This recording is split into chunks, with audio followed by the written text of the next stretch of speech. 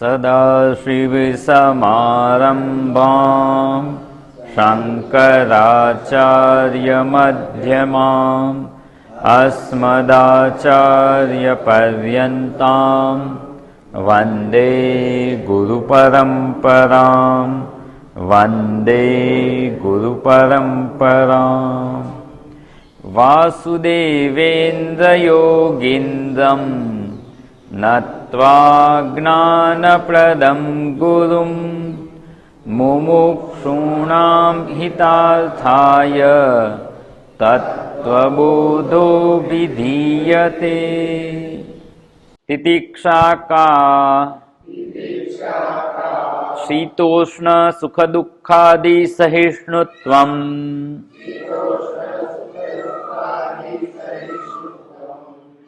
સાધન ચતુષ્ટય સંપત્તિમાં જે ચોથી સંપત્તિ છે તિતિક્ષા. એ તિતિક્ષા એટલે શું? જે સમ દમ ઉપરમ તિતિક્ષા.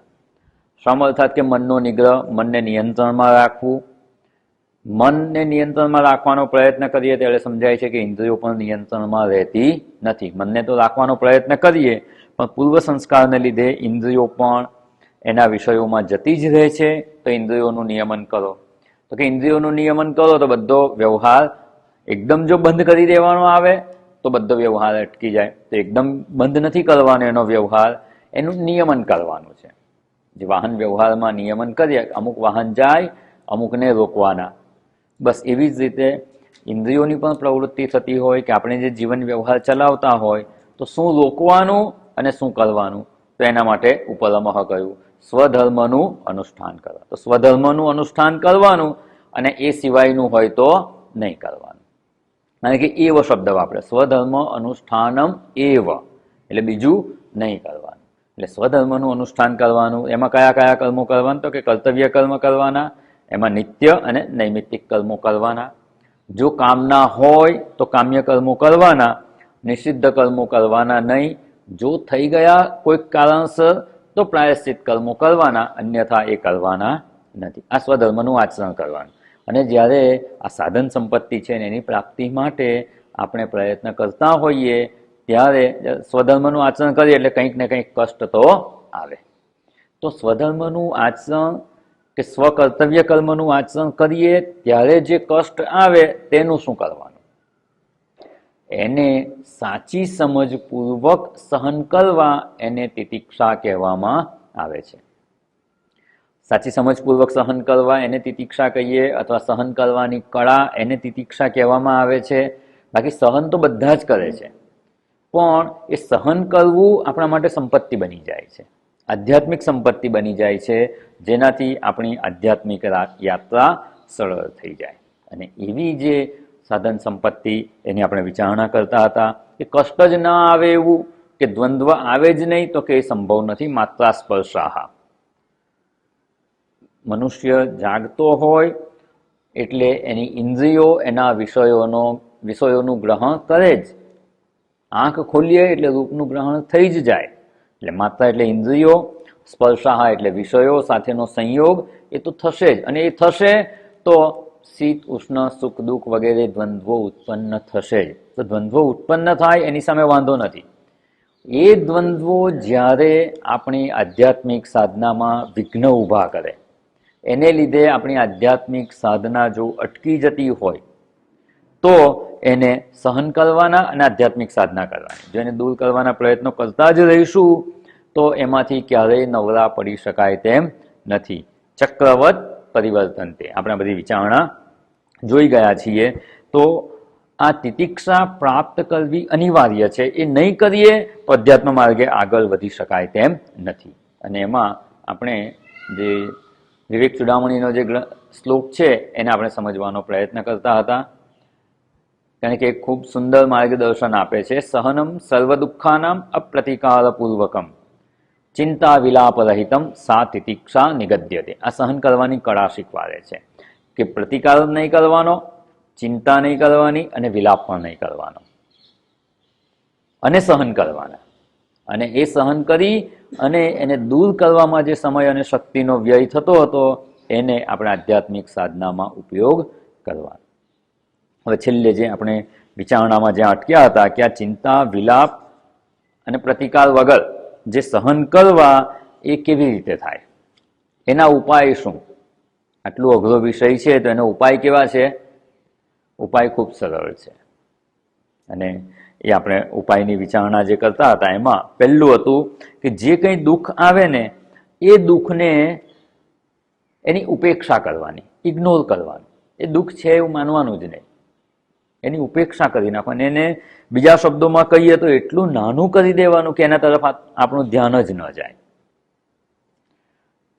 જો એનું જ ચિંતન કરતા રહે કે આ દુઃખ છે, આ દુઃખ છે, એની ચિંતા વિલાપ કરતા રહીશું તે દુઃખ એટલું મોટું થઈ જશે. અને આપણે દ્રષ્ટાંતમાં જોઈશું મોબાઈલમાં ફિટ ટુ સ્ક્રીન, એ નાનકડો મચ્છર હશે ને તો એ કેટલો મોટો દેખાશે? 5 ઇંચનો દેખાશે. પણ એને નાનો કરતા શીખી જવાનું. મોટું પ્લેન પણ આપણે 5 ઇંચનું કરી નાખીએ છીએ, તો મચ્છર તો એનાથી નાનો કરી નાખવાનો. તો દુઃખને નાનું કરવાની કળા એટલું નગણ્ય થઈ જાય કે એ આપણને વિચલિત કરી શકે નહીં. રસ્તે ચાલતા હોઈએ અને મોટો ખાડો હોય 4 ફૂટનો 5 ફૂટનો તો મુશ્કેલ પડે આપણને. અથવા વાહન લઈને જતા હોય અને રસ્તા પર અત્યારે જે ચોમાસા પછીનો 1-1, 1.5 ફૂટના ખાડા પડી ગયા છે, ડ્રાઇવિંગ કરવું મુશ્કેલ થાય. ધારો કે 1 સેન્ટીમીટરનો ખાડો હોય તો એ આપણને વિચલિત ના કરે, આપણને વિઘ્નરૂપ ન થાય. બસ એવી જ રીતે આપણા જીવનમાં આવતા જે દ્વંદ્વો છે, દ્વંદ્વોમાં જે કષ્ટ હોય એને એટલા નાના કરી નાખવાના, એટલા નગણ્ય કરી નાખવાના, એની ઉપેક્ષા થઈ જાય એટલા નાના કરી નાખવાના. એની ઉપેક્ષા જ કરી નાખવાની. અને એની જો ઉપેક્ષા કરી નાખીએ તો એ આપણને વિઘ્નરૂપ થતા નથી. અને આપણે પ્રતિકાર, ચિંતા અને વિલાપ એનાથી આપણે મુક્ત થવાનું છે. એમાં જે 3 પ્રકારના આપણે ઉપાય કરવાના છે: ઉપેક્ષા, અસ્વીકાર અને શાસ્ત્રની વિચારણા કરવાની. આ 3 પ્રકારમાંથી જ્યારે જે આપણને ઉપાય અનુકૂળ લાગે, જે આપણે કરી શકીએ એ કરી અને જે આવેલા કષ્ટ છે એને સહન કરી અને અધ્યાત્મ માર્ગે સાધના ચાલુ રાખવાની. આ નહીં કરી અને સહન, બીજું કંઈ નુકસાન નથી. નુકસાન એટલું જ છે કે અધ્યાત્મ માર્ગે સાધના નહીં થઈ શકે. પેલાને દૂર કરવામાં દિવસ પૂરો થઈ જશે, જીવન પૂરું થઈ જશે અને હતા ત્યાંના ત્યાં જ રહીશું. પછી આપણે જે બીજું જોતા હતા કે એનો અસ્વીકાર, જે જોયું ને, ઉપેક્ષા પછી અસ્વીકાર. દુઃખને દુઃખ રૂપે સ્વીકારવાનું જ નહીં. આ દુઃખ છે એવી રીતે નહીં, મારે આ જ જોઈતું હતું.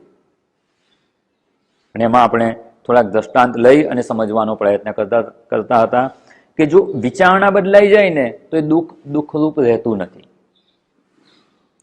રાત્રે જાગવાનું હોય, ઉજાગરો થાય તો કષ્ટરૂપ લાગે કે નહીં?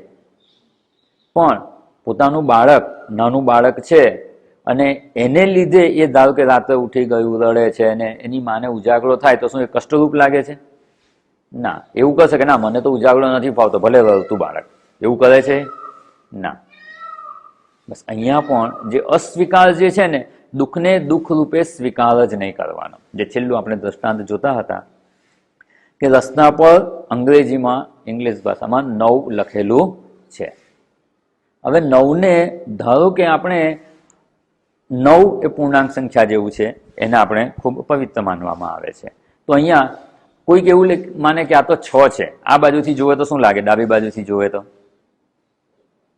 6 લાગે ને? તો કે મારે 6 નથી જોઈતા.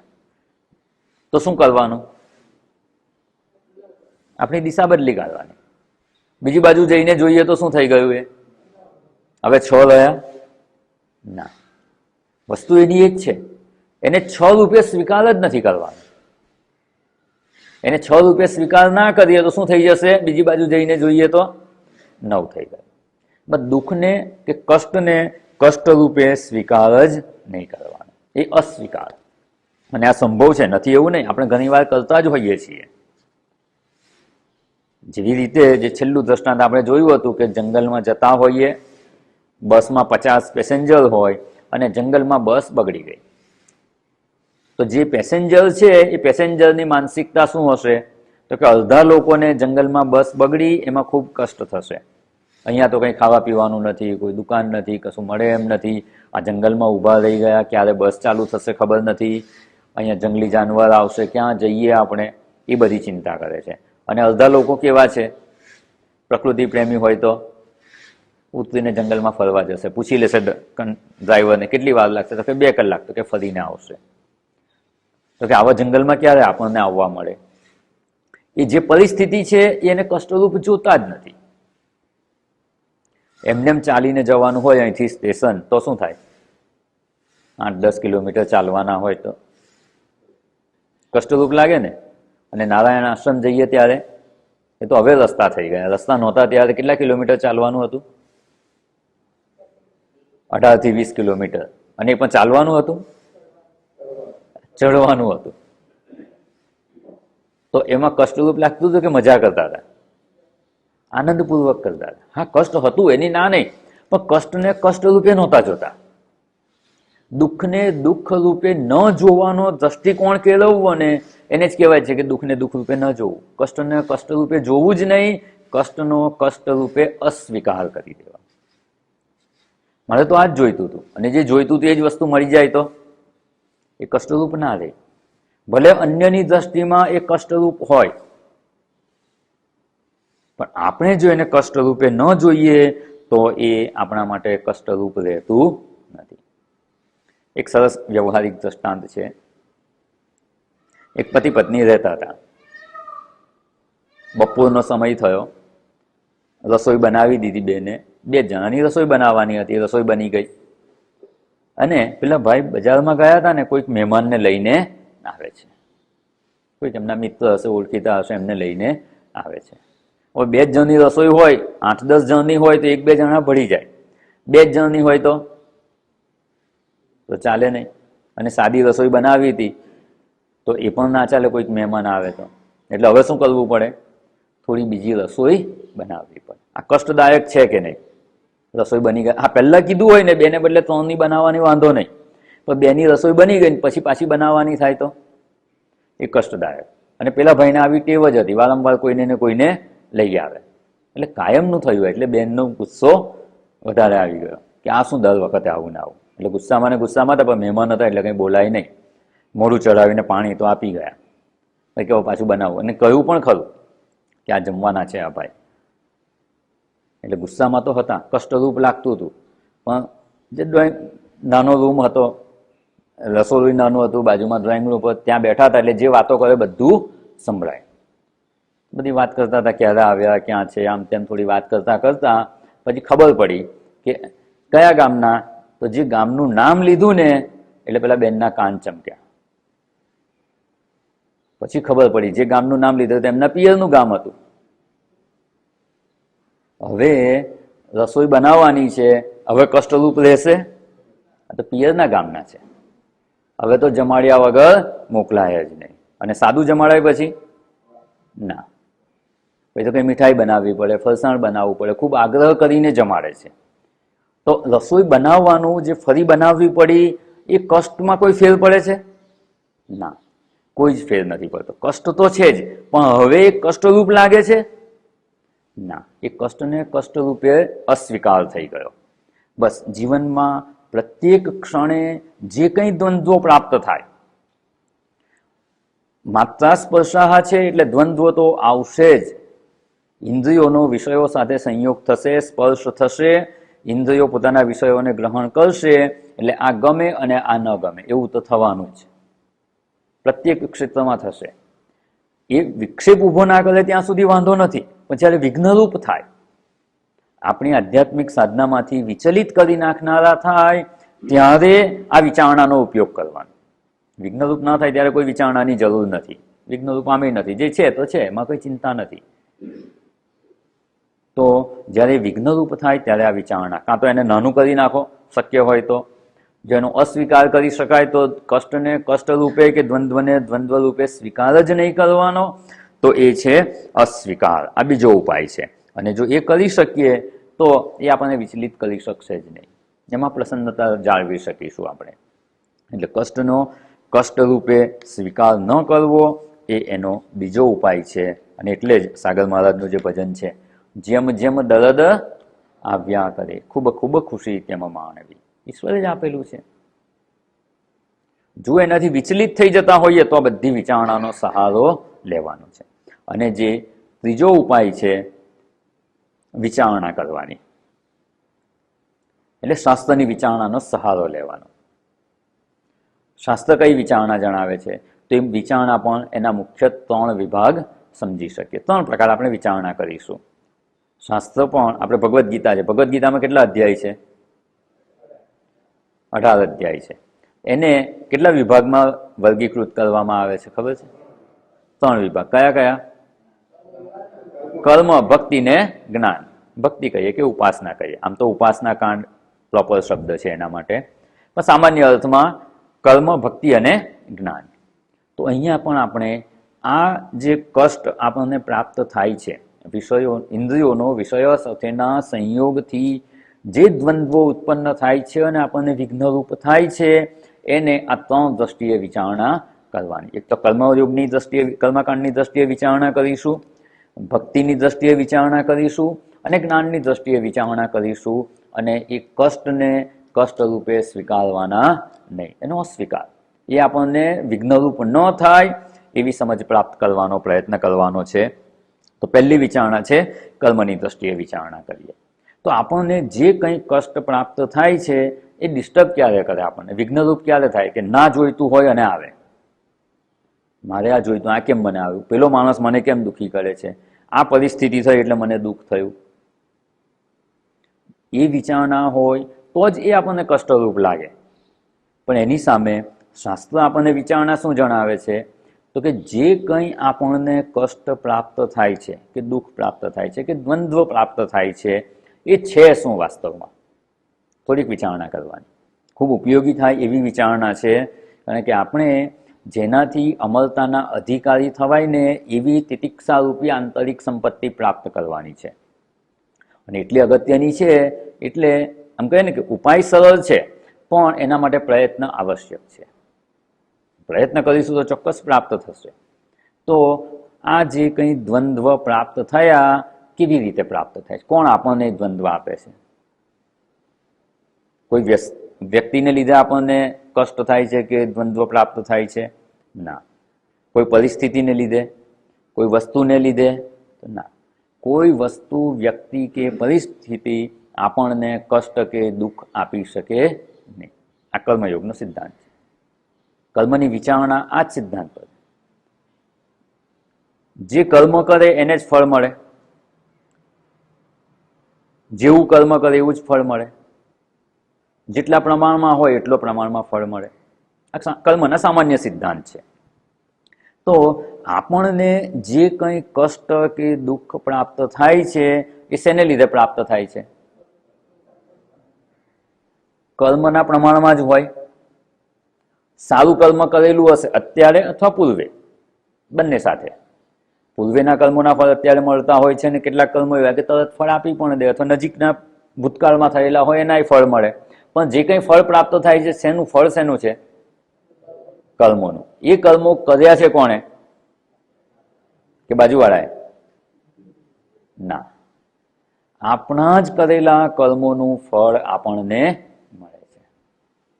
જો આમ બેઝિક વિચારણા જો સમજાઈ જશે ને, કોઈ દિવસ કોઈ પ્રકારની કમ્પ્લેન રહેશે જ નહીં. કોઈ પણ કષ્ટ હોય ને, શરીરનું હોય, મનનું હોય, સામાજિક હોય, આર્થિક હોય, કોઈ પણ પ્રકારનું કષ્ટ કે દુઃખ છે એ શેને લીધે પ્રાપ્ત થયું? આપણા જ કર્મોને લીધે. આપણા કર્મોના જ ફળ આપણને મળે છે. એ સિવાય જગતમાં કોઈની તાકાત નથી કે આપણને દુઃખી કરી શકે.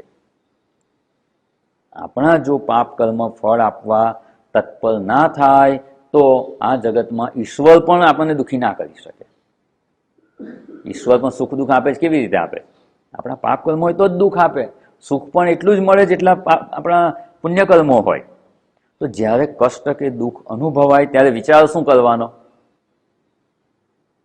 આપણા જ કર્મોનું ફળ છે એટલે બીજા કોઈને દોષ દેવાનો તો પ્રશ્ન જ નથી. પહેલી જ વિચારણા.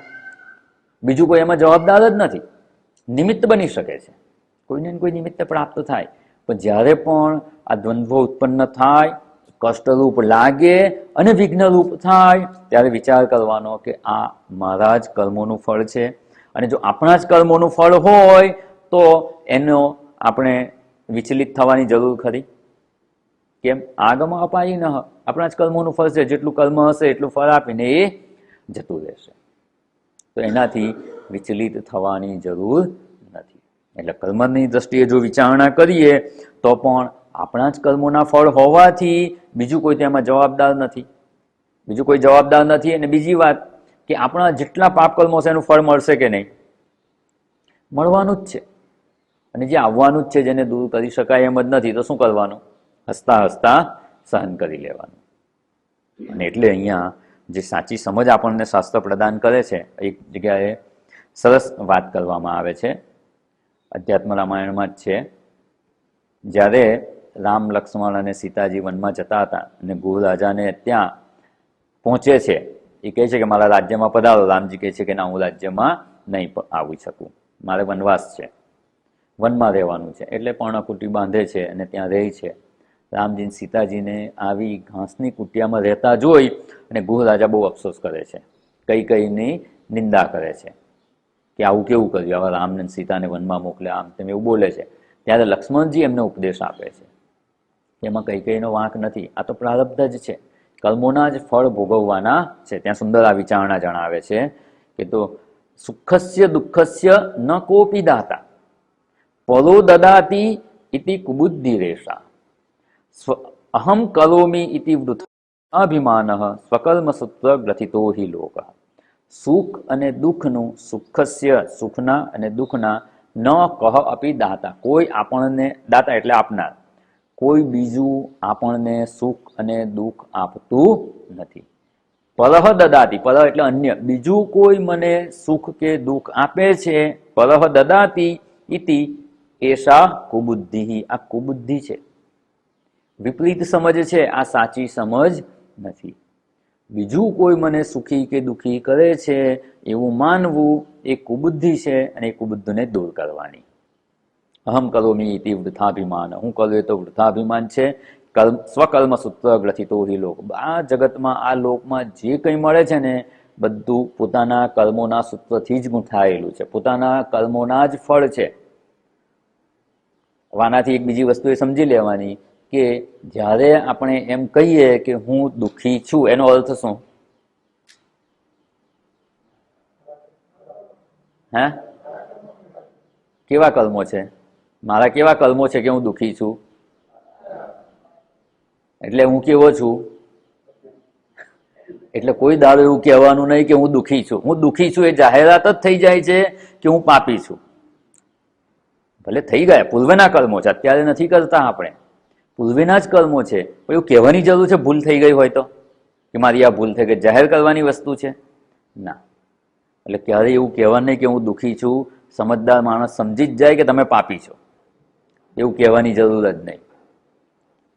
એટલે હું દુઃખી છું એવું દુઃખનું, જે અહીંયા કહ્યું ને, ચિંતા અને વિલાપ. વિલાપ એટલે શું? અન્ય સામે પ્રદર્શિત કરવું, મારે આ દુઃખ છે, મારે આ દુઃખ છે, મારે આ દુઃખ છે, એનાથી બચવાનું.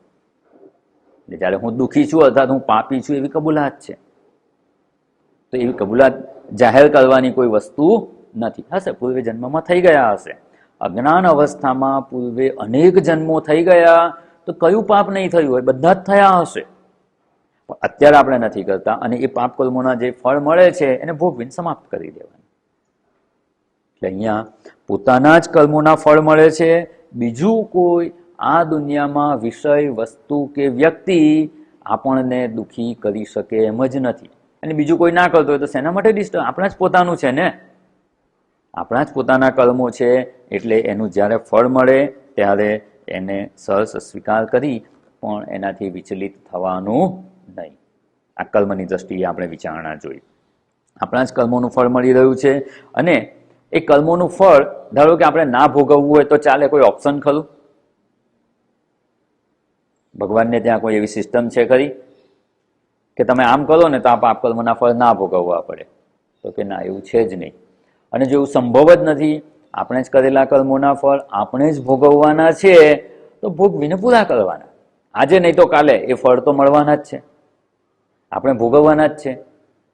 જો ભોગવવાના જ હોય તો આજે આવે કે કાલે આવે, શું ફેર પડે છે? ક્યારેક તો આવવાના જ છે. હવે આજે ના આવે ને કાલે આવે તો આજે આવી જાય એ સારું કે કાલે આવે એ સારું? કેમ? જેમ જેમ સમય જશે ને એમ આપણે વૃદ્ધાવસ્થા તરફ જઈએ છીએ. અત્યારે કષ્ટને સહન કરવાનું સામર્થ્ય છે આજ કરતા આવતીકાલે ઓછું થશે. આવતીકાલે અર્થાત કે ભવિષ્યમાં.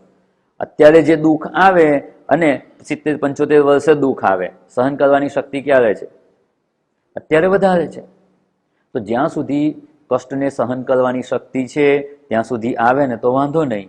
જેમ જેમ દિવસ જતા જશે એમ કષ્ટ સહન કરવાની શક્તિ ઓછી થતી જશે, શરીરનું સામર્થ્ય ઓછું થતું જશે. એટલે જેટલા વહેલા આવે તો વાંધો નહીં. સારું એવું તો ના કહેવાય કારણ કે કષ્ટ છે, પણ આવી જાય તો વાંધો નહીં. અને ભોગવ્યા વિના એનો ક્ષય થવાનો નથી. કોઈ હિસાબે પેલું લોન હોય ને, ઘણીવાર સરકાર શું કરી દે? માફ કરી દે. ભગવાનને ત્યાં સ્કીમ છે આવી? ના, કોઈ વસ્તુ માફ થતી નથી. એટલે ભોગવવાના જ છે. એટલે આપણે ત્યાં પુરાણમાં, આ પુરાણનું મેં વચ્ચે એકવાર વાત કરી હતી, જ્યારે રિલેક્સ ટાઈમ હોય, થોડો સમય હોય ને, પુરાણો વાંચતા રહેવાનું. એટલા માટે કે એમાંથી આ જે વાત કરીને એને દ્રષ્ટાંતો દ્વારા ત્યાં સમજાવવામાં આવી હોય. એને લીધે જીવનમાં આવી સંપત્તિ આપણને પ્રાપ્ત થાય, સહન કરવાની પ્રેરણા મળે કે આટલા મોટા મોટા મહાપુરુષોને પણ જો આ કર્મો છોડતા નથી તો આપણને શું છોડે? આપણી શું એવી હેસિયત છે કે આપણને કષ્ટ આવે જ નહીં? આપણને નહીં આવે. એ લોકોને આવે છે તો આપણને નહીં આવે. પણ એ લોકોએ જે સમજપૂર્વક સહન કર્યા છે એનાથી પ્રેરણા લઈ આપણે પણ એને સહન કરવાના અને આપણા ધ્યેયની પ્રાપ્તિમાં પ્રયત્ન કરતા રહેવાનું. એટલે અહીંયા આજે છે ને ત્યાં પુરાણમાં જ છે, બ્રહ્મવૈવર્ત પુરાણમાં સુંદર શ્લોક છે. અવશ્યમેવ ભુક્તવ્યમ કૃતમ કર્મ શુભાશુભમ ના ભુક્તમ ક્ષીયતે કર્મ કલ્પકોટી શતૈરપી. અવશ્યમ એવ ભોક્તવ્યમ, અવશ્ય ભોગવવું જ પડે. શું ભોગવવું પડે?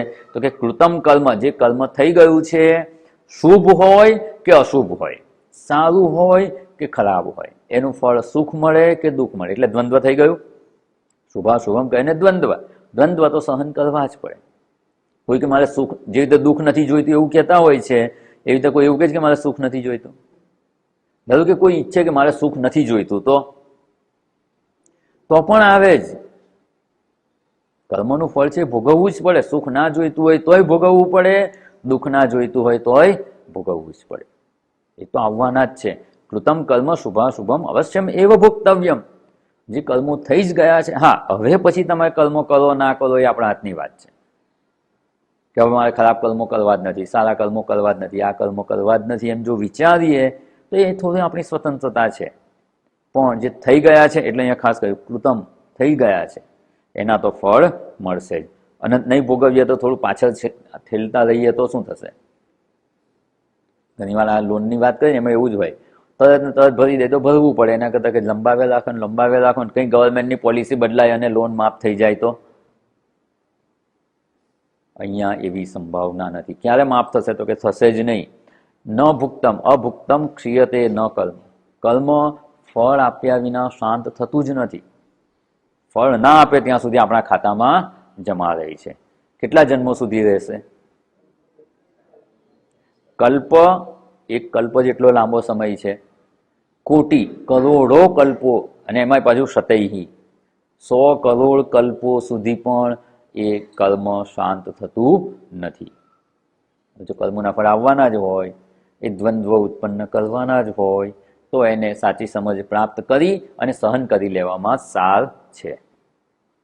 અને ઘણા દ્રષ્ટાંતો છે. ધૃતરાષ્ટ્રનું દ્રષ્ટાંતો ઘણી વાર સાંભળ્યું જ છે. એ જ્યારે પૂછે છે કે હું અંધ થયો, જન્મથી જ અંધ, 100 પુત્ર થયા છતાં એકેયનું મોઢું ના જોયું, અને હું હાજર છું ને મારા 100 પુત્ર મૃત્યુ પામે છે, આવું મારું પ્રારબ્ધ કેમ?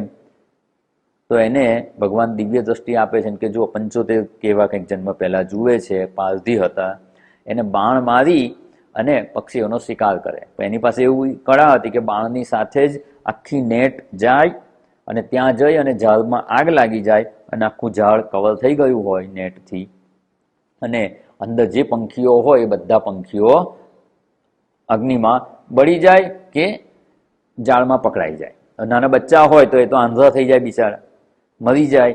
મોટા પંખી હોય તો બચવા માટે ઉડાઉડ કરે, એમાં કંઈ ને કંઈ આંખમાં વાગે ને આંધળા થઈ જાય. એટલે કેટલાય પંખીઓ આંધળા થઈ ગયા, કેટલાય એના બચ્ચાઓ બિચારા ઉડી ના શકે, બળીને મરી ગયા.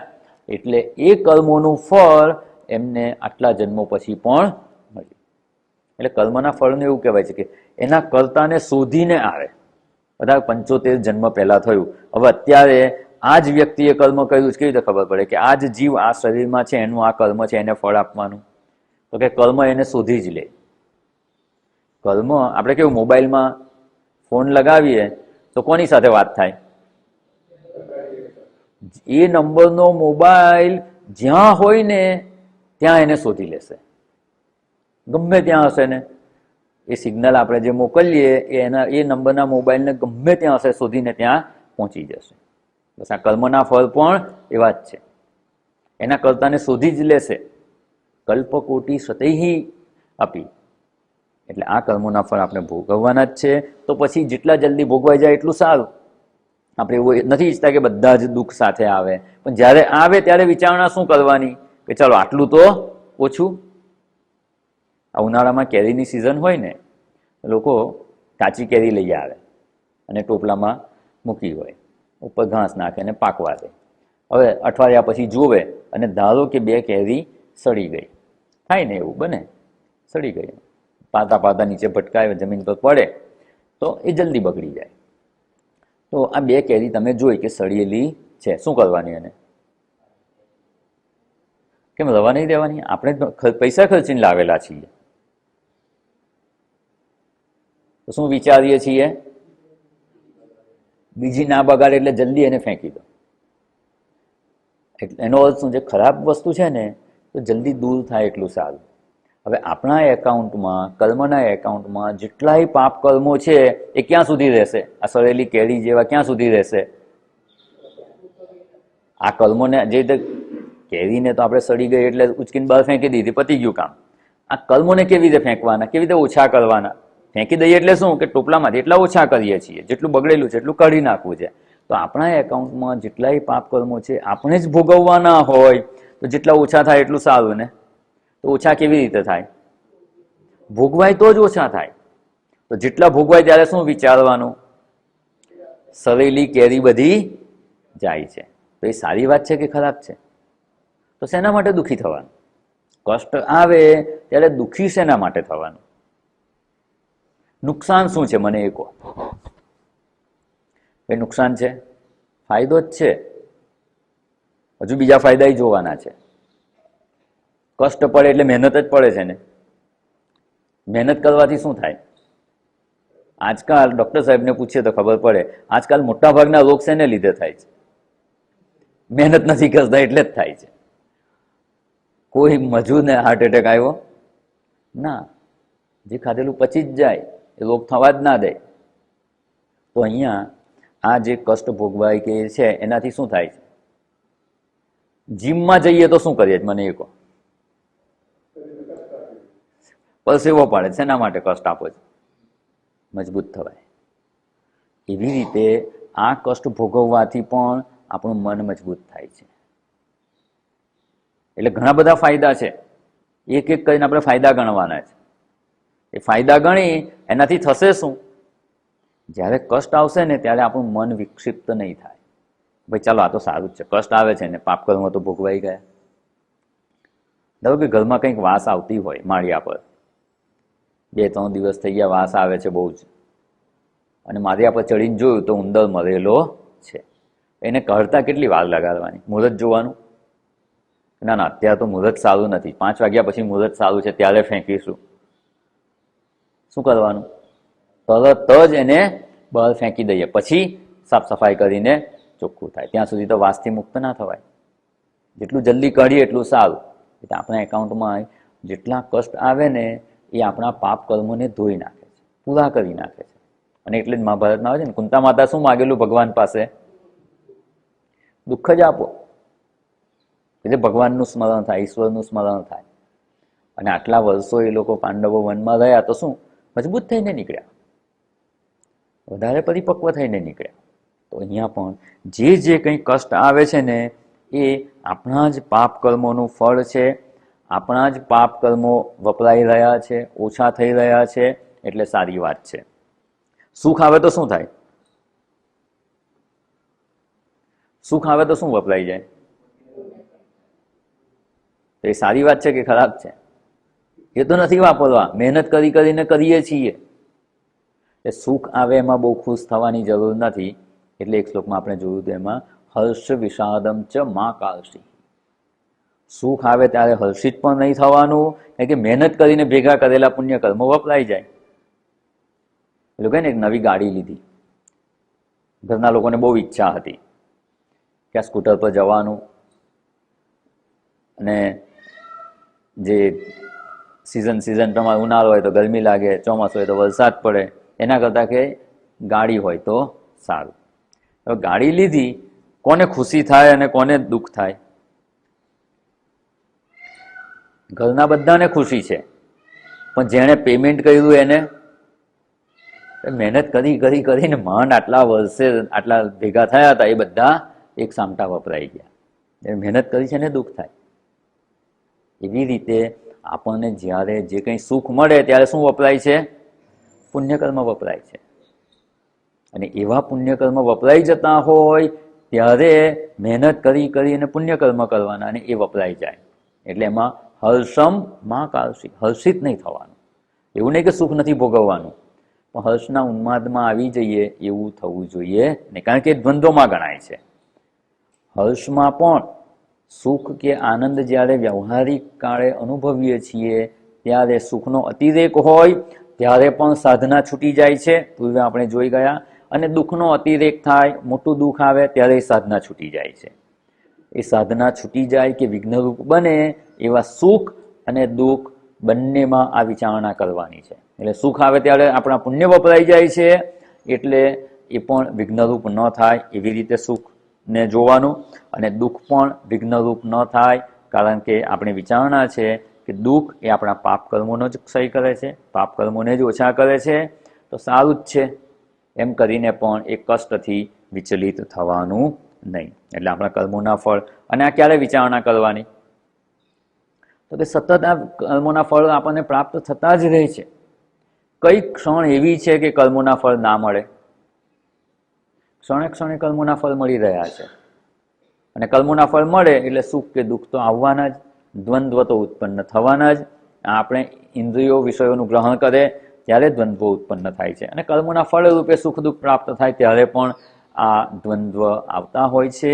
તો એને આપણે આ સાચી સમજ પ્રાપ્ત કરી અને એને સહન કરવાની કળા શીખી લેવાની. અને આ રીતે કરીએ એનો પ્રતિકાર કરવામાં સમય શક્તિ નહીં વેડફવાની, એની ચિંતા પણ નહીં કરવાની કે આ દુઃખ આવ્યું હવે શું થશે મારું, મારી પાસે તેના પ્રતિકારના સાધન પણ નથી, અને બીજા આગળ પ્રગટ કરે કે મારે તો આમ છે ને તેમ છે, એ પણ કરવાનું. અને પ્રતિકાર, ચિંતા અને વિલાપ, આ ત્રણેયથી મુક્ત રહી અને આપણે એને સહન કરવાની કળા શીખી લેવાની છે. તો પ્રતિકાર કેમ નહીં કરવાનો? ધારો કે સંભવ હોય તો. સંભવ ને દરેક વખતે કંઈ સંભવ ના જ હોય એવું નથી, ક્યારેક સંભવ પણ હોય, પણ અહીંયા શંકરાચાર્યજીએ કહી દીધું અપ્રતિકાર પૂર્વકમ, પ્રતિકાર નહીં કરવાનો બને ત્યાં સુધી. એની ખૂબ સુંદર વિચારણા છે કે આપણું સામર્થ્ય છે તોય પ્રતિકાર કેમ નહીં કરવાનો? થાય ને એવી શંકા તો થાય ને કે આ દ્વંદ્વ આવે, કષ્ટ આવે છે, એને દૂર કરવાનું સામર્થ્ય છે તો કેમ નહીં કરવાનું? શંકા બરાબર છે, એનો ઉકેલ પાછળ આવશે, આપણી વિચારણામાં જ આવશે આગળ. શંકા ખાલી યાદ રાખજો કે આપણી અંદર સામર્થ્ય છે તો શા માટે પ્રતિકાર નહીં કરવાનો? સામર્થ્ય તો પ્રતિકાર કરી લેવો જોઈએ, એને કષ્ટથી મુક્ત થઈ જવું જોઈએ. વિચારણા તો બરાબર લાગે છે ને? સામર્થ્ય છે તો પ્રતિકાર કરવાનો અને કષ્ટથી મુક્ત થઈ જવાનું. પણ શાસ્ત્ર કહે છે અપ્રતિકાર પૂર્વકમ ચિંતા વિલાપ રહિતમ સા તિતિક્ષા નિગદ્યતે, અને આવી તિતિક્ષાથી અમૃતત્વાય કલ્પતે, અમરતાની પ્રાપ્તિ માટેના અધિકારી થવાય છે, એલિજિબલ થવાય છે. અર્થાત કે જે સાધન ચતુષ્ટય સંપત્તિ છે એ આપણને પ્રાપ્ત થાય છે, અધિકારીત્વ પ્રાપ્ત થાય છે. એટલે અહીંયા આપણે જે વિચારણા કરવાની છે એમાં પહેલી કર્મની દ્રષ્ટિએ વિચારણા જોઈ, પછી બીજું ભક્તિની દ્રષ્ટિએ. ટૂંકમાં આપણે જોઈ લઈએ છીએ કે આ બધી વિચારણા એટલા માટે જુદા જુદા દ્રષ્ટિકોણથી વિચારણા કરીએ છીએ કારણ કે દરેકના મનની સ્થિતિ જુદી જુદી હોય. જેને જે વિચારણા ઉપયોગી થાય ને એ વિચારણાથી મનનું સમાધાન કરી અને કષ્ટ સહન કરી અને તિતિક્ષા કેળવવાનો પ્રયત્ન કરવાનો. દરેક વ્યક્તિનું જુદું જુદું મન હોય છે, પરિસ્થિતિ જુદી જુદી હોય છે, અને એક વ્યક્તિ માટે પણ જુદા જુદા સમયે મનની જુદી જુદી સ્થિતિ હોય છે. ક્યારેક કર્મની વિચારણા કામ લાગી જાય, ક્યારેક ભક્તિની વિચારણા કામ લાગી જાય, ક્યારેક દુઃખ રૂપે અસ્વીકાર કરી શકીએ એવું સામર્થ્ય હોય, ક્યારેક એની ઉપેક્ષા કરવાની, ક્યારેક જ્ઞાનની દ્રષ્ટિએ વિચાર કરવાનો. આમાંથી જે ઉપાય જ્યારે અનુકૂળ આવે ને એને સ્વીકારી અને દ્વંદ્વને સહન કરવાની કળા શીખી લેવાની, દ્વંદ્વને સહન કરતા શીખી જવાનું. અહીંયા હવે બીજો વિચાર છે ભક્તિની દ્રષ્ટિએ. ભક્તિની દ્રષ્ટિએ વિચાર કરીએ ત્યારે જે કંઈ આપણને સુખ કે દુઃખ કે દ્વંદ્વ એ પ્રાપ્ત થાય છે, પહેલી કર્મની દ્રષ્ટિએ શું છે? આપણા જ કર્મોના ફળ છે. ભક્તિની દ્રષ્ટિએ જોઈએ તો શું છે? એ કર્મોના ફળ કોણ આપે છે? ઈશ્વર આપે છે. અને ઈશ્વર આપે તો આપણે ભગવાનની પૂજા કરીએ ત્યારે ભગવાનને જે કંઈ ફળ કે કંઈક પણ ધરાવીએ એને શું કહેવાય? ભગવાનને ધરાવીએ તેને શું કહેવાય? નૈવેદ્ય કહેવાય. પછી ભગવાન પાસેથી પાછું આવે ને ત્યારે પ્રસાદ કહેવાય છે. પ્રસાદ આપણે ભગવાનને ધરાવતા જ નથી. ભગવાનને ધરાવીએ એને પ્રસાદ કહેવાય જ નહીં, એ તો નૈવેદ્ય છે, આપણે અર્પણ કરીએ છીએ. પછી ભગવાન તરફથી પાછું આવે ને ત્યારે એને પ્રસાદ કહેવાય. તો આ કર્મો આપે છે કોણ? કર્મોના ફળ કોણ આપે છે? કર્મફળ દાતા ઈશ્વર છે. ઈશ્વર જ કર્મોના ફળ આપે છે. હવે જો ઈશ્વર પાસેથી આવે એને શું કહેવાય? પ્રસાદ કહેવાય. તો કર્મના ફળ રૂપે શું મળે છે આપણને? પ્રસાદ જ મળે છે ઈશ્વર તરફથી. અને એમાં શું શું મળે આપણને? આ શરીર કેવી રીતે મળેલું છે? કયા કર્મોના ફળ રૂપે છે? પ્રારબ્ધ કર્મ. પૂર્વેનું શરીર જ્યારે સમાપ્ત થઈ ગયું, નવું શરીર આપવાનું હતું તો ઈશ્વર કેવી રીતે આપે? જે સંચિત કર્મો હતા એમાંથી જે કર્મો ફળ આપવા માટે પરિપક્વ થયા હોય એટલા કર્મો લઈ અને એને અનુરૂપ શરીર આપે. અને એ કર્મો ધારો કે એવા હોય કર્મોના ફળ કે જે પગે ચાલીને ભોગવવાના હોય તો એવું શરીર આપે. પેટે સરકીને ભોગવી શકાય એવા કર્મોના ફળ હોય તો એવું શરીર આપે. પાણીમાં રહેવાનું હોય તો એવા કર્મોના ફળ આપે. જેવા કર્મોના ફળ આપવાના હોય ને એવું શરીર ઈશ્વર આપે છે. એનો અર્થ શું થયો? અત્યારે આપણને જે શરીર પ્રાપ્ત થયું છે એ કેવી રીતે પ્રાપ્ત થયું છે? પૂર્વે આપણે જે કર્મો કરેલા એમાંથી જે પરિપક્વ થયા એને અનુરૂપ આપણને આ શરીર ઈશ્વર આપે છે. એ કર્મો જાતે તો નક્કી ના કરી શકે, એટલે કોઈક તો એનો અધ્યક્ષ હોવો જોઈએ.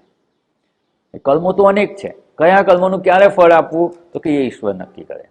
તો આ જન્મમાં આપણે કેવા કર્મોના ફળ ભોગવવાના છે એ પણ ઈશ્વર નક્કી કરશે. એને અનુરૂપ કેવું શરીર છે એ પણ ઈશ્વર નક્કી કરશે અને આપણને આ શરીર આપે છે. તો આ શરીર ઈશ્વર જો આપણને આપે છે તો શું થયું? એ પ્રસાદ રૂપે પ્રાપ્ત થયેલું છે.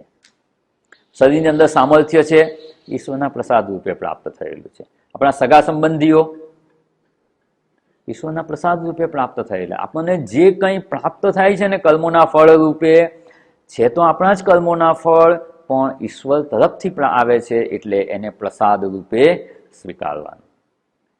હવે જો પ્રસાદ રૂપે સ્વીકારીએ તો એ આપણા માટે દુઃખરૂપ બનશે જ નહીં. ગમે એવું દુઃખ કે કષ્ટ હશે ને પણ એને આપણે દુઃખ કે કષ્ટ રૂપે જોઈશું નહીં. એની દ્રષ્ટિ આપણી બદલાઈ જશે.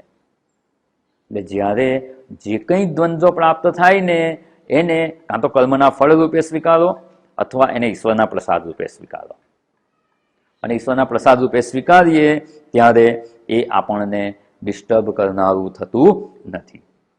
જે કંઈ પ્રાપ્ત થાય ઈશ્વરે જ આપેલું હોય એમાં કોઈ દિવસ કમ્પ્લેઇન હોય નહીં. આપણને ગમતી હોય કે ના ગમતી હોય વસ્તુ, ધારો કે સ્વામીજી આપણને બધાને બોલાવે અને કંઈક પ્રસાદ રૂપે આપે. હવે બધાને જુદી જુદી વસ્તુ આપી છે. હવે એ વસ્તુ આપણને ગમતી મળે ના ગમતી પણ મળે. શું કમ્પ્લેઇન કરીએ છીએ કે મને આ મળી? કેવી રીતે સ્વીકારીએ છીએ? પ્રસન્નતાથી સ્વીકારીએ છીએ. એવું કંઈ ને કંઈ કામ પણ કરવાનું છે. ધારો કે આશ્રમમાં સેવાનું કામ છે, શિબિર આવે છે ને સેવા કરવાની છે. જે કંઈ કામ આપણે ભાગે આવે એને આપણે કેવી સમજપૂર્વક કરીએ છીએ? આ તો ઈશ્વરની સેવા કરી રહ્યા છીએ. ઈશ્વરે મને અવસર આપેલો છે એટલે આ સેવા છે. પછી એમાં થોડી તકલીફ પડે, કષ્ટ સહન કરવું પડે તો પણ કરીએ છીએ કે નહીં? હા, એમાં કોઈ કમ્પ્લેન્ટ નથી. તો એ જે સમજપૂર્વક આપણે કરીએ છીએ ને, બસ એવી જ રીતે આ કર્મોના ફળનો પણ સ્વીકાર કેવી રીતે કરવાનો? પ્રસન્નતાપૂર્વક કરવો હોય ને તો એને પ્રસાદ રૂપે સ્વીકારી લેવાના. જે કંઈ દ્વંદ્વ પ્રાપ્ત થાય, કષ્ટ પ્રાપ્ત થાય, એને ઈશ્વરના પ્રસાદ રૂપે સ્વીકારી લેવાના. ઈશ્વરના પ્રસાદ રૂપે જો સ્વીકારવામાં આવે તો એ આપણા માટે દુઃખરૂપ થતા નથી. અને એ જે કષ્ટ સહન કરીએ છીએ ને એનાથી આપણું મન મજબૂત થાય છે. આ દ્રષ્ટાંત ખાસ યાદ રાખવાનું. દરેક ક્ષણે માણસ જીમમાં જઈ અને પરસીવો પડી જાય એટલી મહેનત કરે છે. શેના માટે કરે છે? જેટલું કસાય એટલું મજબૂત થાય છે. શરીરની કસરતથી શરીર પુષ્ટ થાય છે. કષ્ટ પડે છે. કષ્ટ બિલકુલ કષ્ટ ના પડે તો કસરત થાય ખરી? ના. કષ્ટ તો સહન કરવું જ પડે જો મજબૂત થવું હોય તો. એવી રીતે અધ્યાત્મ માર્ગે પણ આ કષ્ટ સહન કરવાથી જ મન બળવાન બને છે. અને એટલે નાયમાત્મા બલહીનેન લભ્ય. જેવા બળવાન નહીં થઈએ ને તો એ આત્મતત્વની પ્રાપ્તિ થશે જ નહીં. તો બળવાન થવા કષ્ટ સહન કરવું જ પડે. એટલે આ તિતિક્ષાને અહીંયા સાધન સંપત્તિમાં સ્થાન આપવામાં આવેલું છે. અને ખૂબ અગત્યનું સાધન છે. આ હશે ને તો બીજું બધું આવી જાય છે. આધ્યાત્મિક પ્રગતિ ખૂબ સરળતાથી કરી શકાય એમ છે. એટલે અહીંયા ભક્તિની વિચારણાથી પણ આપણે કષ્ટને સહન કરવાનું સામર્થ્ય કેળવી લેવાની, એક કળા શીખી લેવાની. અહીંયા જે કંઈ કષ્ટ આપે છે ઈશ્વર કર્મના ફળ રૂપે. ઈશ્વર જ્યારે કષ્ટ આપે ને કર્મના ફળ રૂપે તો સહન કરવાનું સામર્થ્ય પણ આપે. એટલે ભક્તિ માર્ગમાં એક સૂત્ર છે, રક્ષિષ્યતિ ઇતિ વિશ્વાસ. ઈશ્વર મારી રક્ષા કરશે એવો દ્રઢ વિશ્વાસ હોવો જોઈએ. એ જ ભક્ત બની શકે. ઈશ્વર જ મારી રક્ષા કરે એમ છે, બીજું કોઈ રક્ષા કરનાર નથી. અને ઈશ્વર રક્ષા કરશે જ. આવો જે દ્રઢ વિશ્વાસ છે એ જ વાસ્તવમાં ભક્ત કહેવાય. અને ઈશ્વર રક્ષા કરે જ છે. જે કષ્ટ આપે છે ને એ કષ્ટ સહન કરવાનું સામર્થ્ય પણ આપે જ છે. એને ખબર છે કે આ કેટલું કષ્ટ સહન કરી શકશે. એ પ્રમાણેનું જ કષ્ટ હોય અને કષ્ટ સહન કરવાનું સામર્થ્ય પણ એ જ ઈશ્વર આપે છે. આમ ઈશ્વર પ્રત્યેની ભક્તિની વિચારણાથી પણ આપણને આ તિતિક્ષા કેળવવાની પ્રેરણા મળે છે અને સામર્થ્ય પણ પ્રાપ્ત થાય છે. પણ એટલું કષ્ટ આવે ને જો સાચી વિચારણા ના હોય ને તો ઈશ્વર પરનો વિશ્વાસ રહેતો નથી.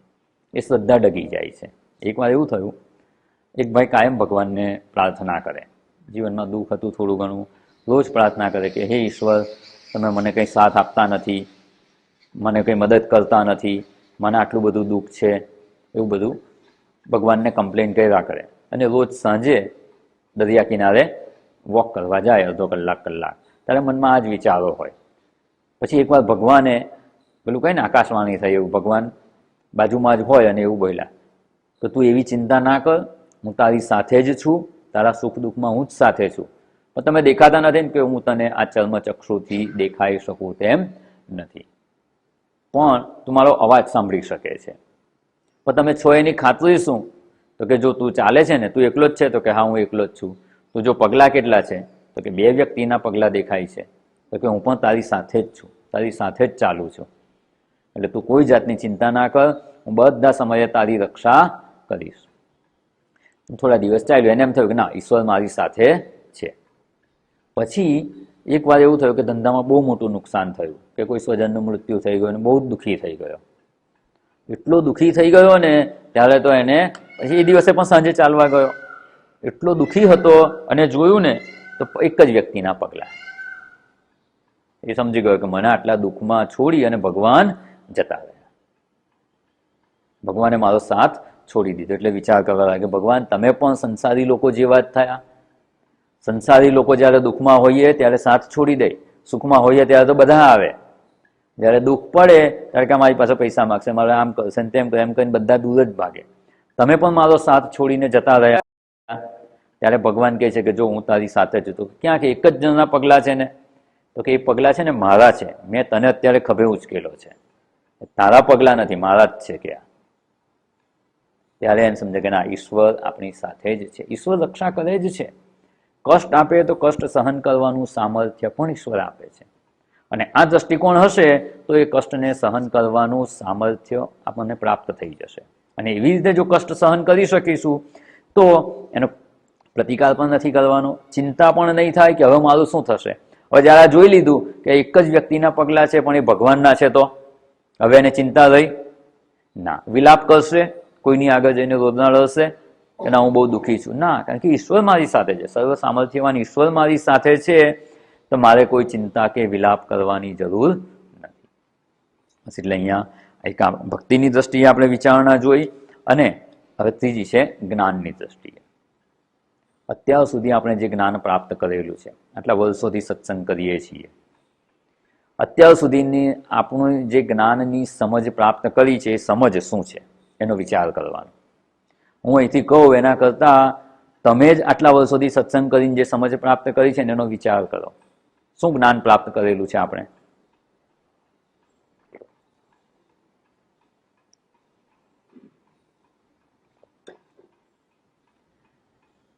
તમે શરીર છો?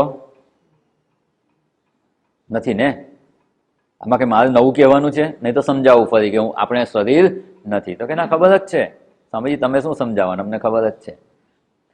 આ ઇન્દ્રિયો છો? ના. મન, બુદ્ધિ આપણે છીએ ને. આપણે કોણ છીએ? ચૈતન્ય સ્વરૂપ આત્મતત્વ છીએ. આટલું જ્ઞાન તો છે ને. હવે આ જ્ઞાનને એપ્લિકેશનમાં લાવો, એને ઉપયોગમાં લો. આપણે શું કરીએ છીએ? જ્ઞાન પ્રાપ્ત કરીએ ઘરેણાની જેમ. સોનાના ઘરેણા કેટલા કિંમતી હોય, એવું એટલું કિંમતી જ્ઞાન છે. સોનાના ઘરેણા ક્યાં મૂકીએ છીએ? વાપરો છો રોજ? ના. બસ આ જ્ઞાનનું આપણે એવું જ કરીએ છીએ. આપણા અંતઃકરણના એક ખૂણામાં મૂકી દઈએ છીએ. બહુ અગત્યનું છે, મૂકી દો બાજુ પર, વાપરવાનું નહીં. એને વાપરો, એને ઉપયોગમાં લો. અને ઉપયોગમાં લેવું એટલે શું? ધારો કે કંઈક દુઃખ આવે, કષ્ટ આવે છે. એ કષ્ટ ગમે તે હોઈ શકે. શરીરનું હોય, શારીરિક હોય, ઐન્દ્રિક કષ્ટ હોય, આંખે દેખાતું બંધ થઈ ગયું, આંખે નંબર આવી વધી ગયા, કાને સંભળાતું બંધ થઈ ગયું, આ ઐન્દ્રિક દુઃખ કહેવાય. ઇન્દ્રિયોને લગતું હોય એને ઐન્દ્રિક શબ્દ વપરાય છે.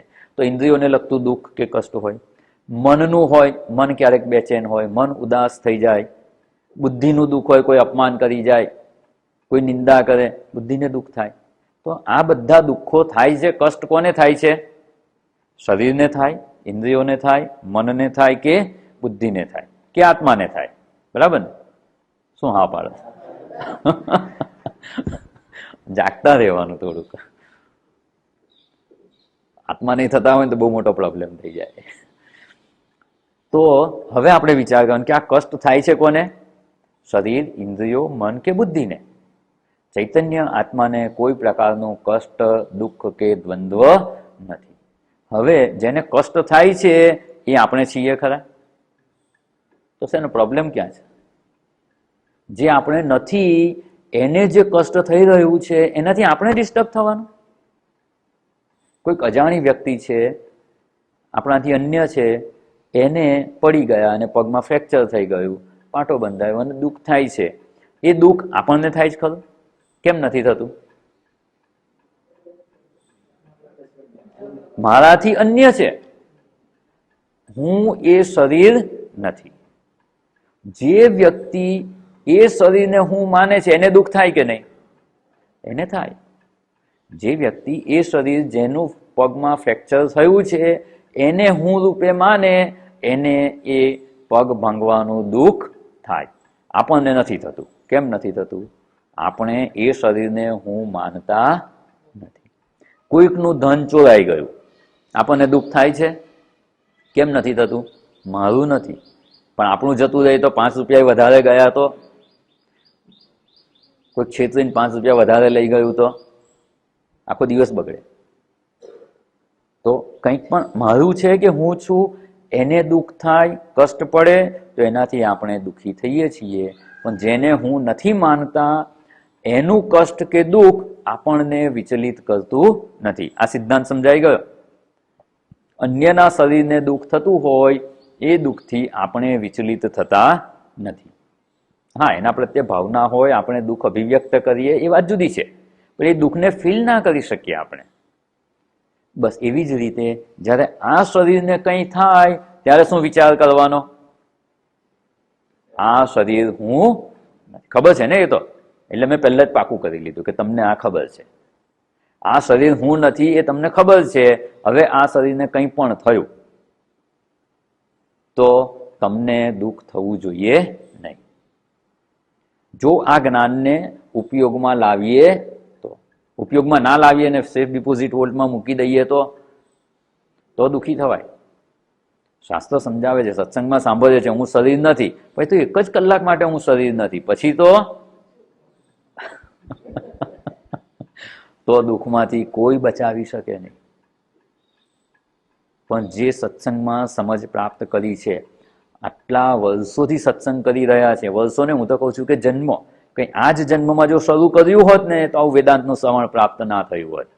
પૂર્વે કેટલાય જન્મોથી આપણી આ સાધના ચાલી રહી છે અને એ સાધનામાં વર્ષો જન્મોથી આપણે આ શ્રવણ કરી રહ્યા છીએ કે હું આ શરીર, ઇન્દ્રિયો, મન, બુદ્ધિ નથી, એનાથી મુક્ત ચૈતન્ય સ્વરૂપાત્મ તત્વ છું.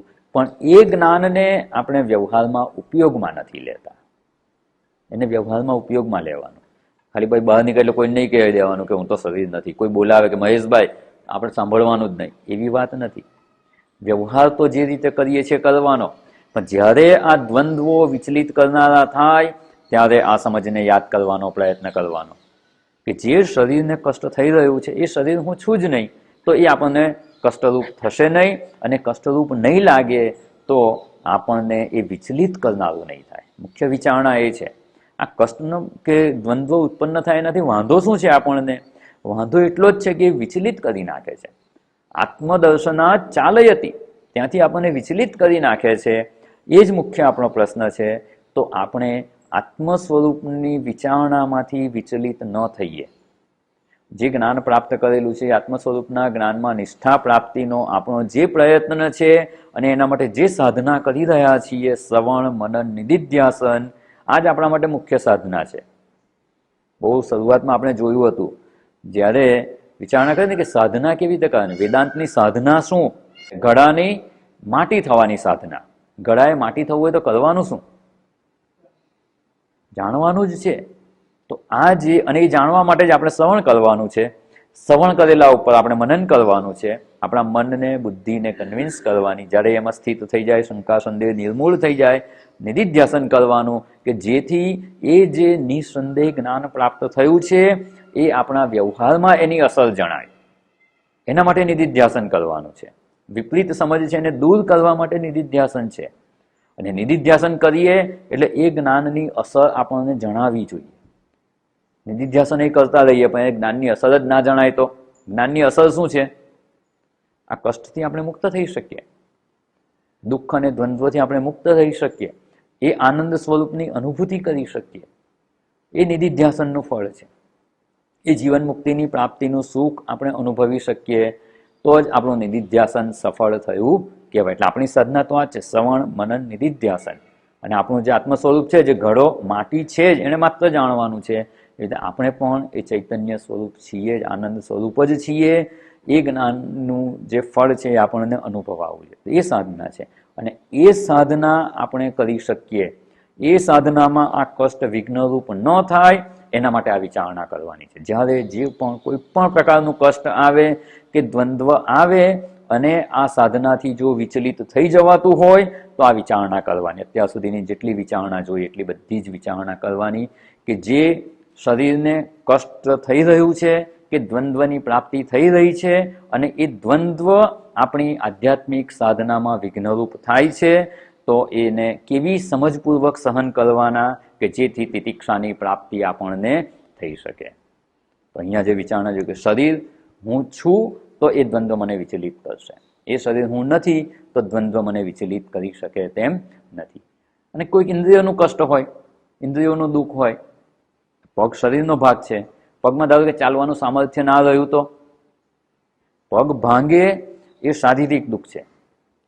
પગમાં લકવા થઈ ગયો અને પગ કામ કરતો બંધ થઈ જાય, પગ તો એમને જ છે, કોઈ ફ્રેક્ચર નથી, કંઈ જ નથી, પણ એમાં ચાલવાની જે શક્તિ હતી ને એ પાદેન્દ્રિયની શક્તિ હતી, એ કર્મેન્દ્રિય છે. પાદ એટલે પગ, પગમાં જે રહેલી ઇન્દ્રિય છે એ શક્તિ જતી રહે, પગ એમને છે. તો એ કર્મેન્દ્રિયનું કષ્ટ છે. જ્ઞાનેન્દ્રિયનું કષ્ટ છે, આંખે દેખાવાનું ઓછું થઈ જાય, ઇન્દ્રિયોની શક્તિ ક્ષીણ થઈ જાય, મન વિચલિત થઈ જાય, મન બેચેન થઈ જાય, મન દુઃખી થઈ જાય, બુદ્ધિને ક્યારેક કશું ના સમજાય, કોઈ અપમાન કરી જાય. તો આ બધા કષ્ટ છે એ છે કોના? તો કે જે મારાથી અન્ય છે એના છે. અને જો મારાથી અન્ય હોય તો એ મને વિચલિત કરવા જોઈએ નહીં. આ જ્ઞાન છે. આ જ્ઞાનમાં નિત્ય નિરંતર સ્થિતિ રહે તો કષ્ટની કોઈ સંભાવના જ નથી. તો જ્ઞાનનિષ્ઠ થઈ ગયા. એવી જ્ઞાન નિષ્ઠા પ્રાપ્ત નથી થઈ, એની પ્રાપ્તિનો પ્રયત્ન કરીએ છીએ. અને એ પ્રયત્નમાં જે આપણી સાધના કરી રહ્યા છીએ એ દરમિયાન જે કંઈ કષ્ટ પ્રાપ્ત થાય, દ્વંદ્વ પ્રાપ્ત થાય, એને સહન કરવામાં આ વિચારણાનો આપણે ઉપયોગ કરવાનો છે. જે સત્સંગ સમયે, શાસ્ત્રના અધ્યયન સમયે સમજ પ્રાપ્ત કરી છે એને યાદ કરવાની, સેફ ડિપોઝિટ વોલ્ટમાંથી કાઢી લેવાની.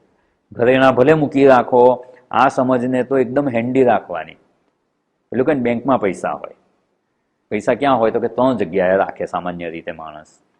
બેંકમાં હોય વધારે રકમ, પછી બેંકમાંથી ઉપાડી લાવીને ક્યાં મૂકીએ? ઘરમાં તિજોરીમાં કે એમાં થોડુંક હોય, ગમે ત્યારે જરૂર પડે. અને એમાંથી થોડાક લઈને ક્યાં હોય? ખિસ્સામાં હોય, વોલેટમાં હોય, પાકીટ રાખીએ એમાં હોય. તો એકદમ પાકીટમાં હોય એ પૈસા આપણે તરત ઉપયોગ કરી શકીએ. બજારમાં ગયા અને કંઈક વસ્તુ ખરીદવી છે કે જરૂર પડી તો કયું ધન કામ લાગશે? ગજવામાં છે, ઘરમાં છે એ પણ ધારો કે વધારે જરૂર પડે ઘરે જઈને લઈ આવો તો એટલી વાર લાગે ને, પણ ખિસ્સામાં જ હોય તો તરત વપરાય. એટલે આ જ્ઞાન ક્યાં રાખવાનું? એકદમ ખિસ્સામાં જ રાખવાનું. તરત જ જ્યારે કષ્ટ આવે, વિચલિત થવાય છે, સહેજ પણ ડિસ્ટર્બ થયા તો જ્ઞાનનો ઉપયોગ કરી લેવાનો. એટલે આપણે અહીંયા આ તિતિક્ષાને કેવી સમજપૂર્વક આપણે કેળવી શકીએ, એ કેવી રીતે આપણે તિતિક્ષારૂપી સાધન સંપત્તિ પ્રાપ્ત કરી શકીએ ને એની આપણે તરત ઉપયોગમાં લઈ શકાય ને એવી વિચારણા છે. પ્રેક્ટિકલ એપ્લિકેશન કહીએ ને એવું છે. અને આ સમજ હશે તો ખૂબ સરળતાથી આપણને આ સાધન સંપત્તિ પ્રાપ્ત થઈ જશે. અનેક જન્મોથી સાધના ચાલી રહે એટલે અનેક જન્મો ચાલતી રહેશે જરૂરી નથી. જો આપણી તત્પરતા હશે અને શાસ્ત્ર માર્ગદર્શન આપે છે એ પ્રમાણે પ્રયત્ન કરીએ તો આ જન્મમાં પણ બધું કામ આપણું પૂરું થઈ જાય. જ્ઞાનમાં નિષ્ઠા પ્રાપ્તિ સુધીનો પ્રયત્ન થઈ શકે એમ છે. અધિકારીત્વ પ્રાપ્ત કરી લીધું તો પછી વાર નથી. ડોક્ટર, એન્જિનિયર કે એવું કંઈક ભણવું હોય તો કેટલા વર્ષનો કોર્સ હોય છે? 4 વર્ષનો. પણ એના માટે એલિજિબલ થવા કેટલા વર્ષ ભણવાનું? એટલે આ પ્રાપ્તિમાં વિશેષ પ્રયત્નની આવશ્યકતા છે. સાધન ચતુષ્ટય જો પ્રાપ્ત થઈ ગયા ને અધિકારી થઈ ગયા તો આગળનું તો બહુ સહેલું છે. અને એટલે જ આપણે અહીંયા વિસ્તારપૂર્વક વિચારણા કરી રહ્યા છીએ. આ હશે ને તો પેલું તો ભાઈ 4 જ વર્ષ ભણે, પેલું 12 વર્ષ છે. આમાં તો 4 વર્ષ કહીએ. જો આપણું ચિત્ત શુદ્ધ થઈ ગયું ને અધિકારીત્વ પ્રાપ્ત થઈ ગયો ને તો 4 વર્ષ ના લાગે. સદ્યો મુક્તિ કહેવામાં આવે છે. ચિત્ત શુદ્ધ થઈ ગયું તો આત્મ સ્વરૂપના દર્શન કરવામાં કેટલી વાર? બૃહદારણ્યક ઉપનિષદમાં યાજ્ઞવલ્ક્ય કહે છે આત્માવારે દ્રષ્ટવ્ય, જોવાનો જ છે. જોવામાં કેટલી વાર લાગે? તમે અહીંયા આ ટીવી મૂકેલું છે, ટીવીમાં જે આ શ્લોક લખ્યો હોય કે કંઈ લખેલું તમે એ જુઓ, કેટલી વાર લાગશે? બસ એવું છે. આત્માવારે દ્રષ્ટવ્ય, પણ એના માટે તૈયારી જરૂરી છે. એ અધિકારીત્વની પ્રાપ્તિ માટે અહીંયા આપણે વિચારણા કરી રહ્યા છીએ અને એની સમજ પ્રાપ્ત કરવાનો પ્રયત્ન કરીએ છીએ. અત્યારે સમય થઈ ગયો. ઓમ પૂર્ણમદ પૂર્ણમિદમ પૂર્ણાત પૂર્ણમુદચ્યતે પૂર્ણસ્ય પૂર્ણમાદાય પૂર્ણમેવાવશિષ્યતે. ઓમ શાંતિ શાંતિ શાંતિ. હરિ ઓમ. શ્રી ગુરુભ્યો નમઃ. હરિ ઓમ.